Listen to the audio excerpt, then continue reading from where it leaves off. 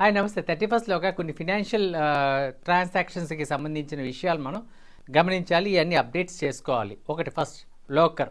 మీకు bank locker ఉన్నట్లయితే మీ యొక్క బ్యాంక్ వెళ్ళి కొత్త లోకర్ అగ్రిమెంట్ సైన్ చేయాలి. 31లోగా, డిసెంబర్ 31లోగా కొత్త లోకర్ అగ్రిమెంట్ చాలా సిగ్నేచర్స్ ఉంటాయని పెట్టి అదేంటంటే స్టాంపింగ్ చేయించి చేయాలి.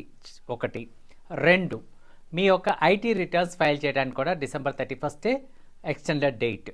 తర్వాత 3, మనకేంటంటే డీమ్యాట్ అకౌంట్ లేకపోతే షేర్స్ ఇలాంటివి చేస్తుంటే ట్రేడింగ్ లాంటి చేసే వాళ్ళకి ఏంటంటే మీ నామినీ యొక్క నేమ్ని అప్డేట్ చేయవలసిన డేట్ కూడా డిసెంబర్ 31.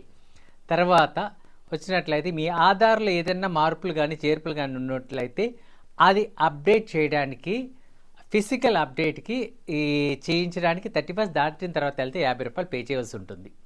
తర్వాత నెక్స్ట్ ఏంటంటే మీరు యూపీఐ అంటే మీ యొక్క డిజిటల్ ట్రాన్సాక్షన్స్ చేస్తూ ఉంటాం కదా, స్కాన్ చేసి యూపీఐ ట్రాన్సాక్షన్స్ ఒక సంవత్సరం పాటు మీ యొక్క యూపీఐ నెంబర్ నుంచో లేకపోతే ఆ సర్వీస్ ప్రొవైడర్ నుంచి చేయకపోతే అది నిలిపివేయటం జరుగుతుందని చెప్పి కూడా ఆర్బీఐ ప్రత్యేకంగా తెలియపరిచింది. ఇలాంటి ఫినాన్షియల్ అప్డేట్స్ ఇంకా కావాలా మీకు అనుకుంటే మా ఒక ఛానల్స్ని ఫాలో చేయండి. మేము ఇలాంటి మంచి మంచి అప్డేట్స్ ఇన్ఫర్మేషన్ ఇస్తాం. త్వరపడండి. 31 చాలా దగ్గరలో ఉంది.